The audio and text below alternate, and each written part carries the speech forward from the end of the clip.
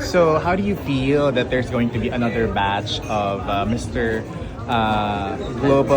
Chinatown, Philippines Global, will be vying for the title?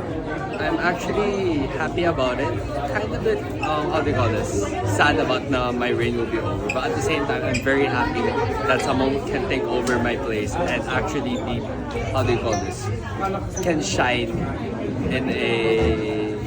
Paano ba ito sabihin? Okay lang ba magtagal? Yeah, that's Para makapag-shine din sila and take opportunities kahit saan-saan sila.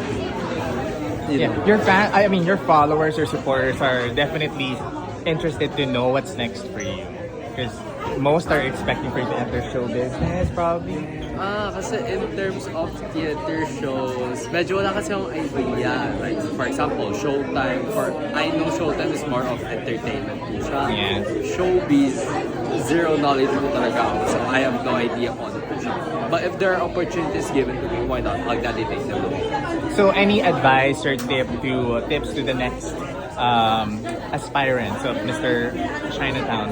So for my tips and probably a short message rin po is that no matter kahit takot ka man, nervous ka man, tayo mo ako ngayon, na-anxious pa rin ako. Pero kahit papaano, you still keep pushing forward and keep moving forward kahit papaano. Kasi kung nakatayo ka lang dyan, tapos wala kang ginagawa, in the end, magre-regret ka rin. Thank you.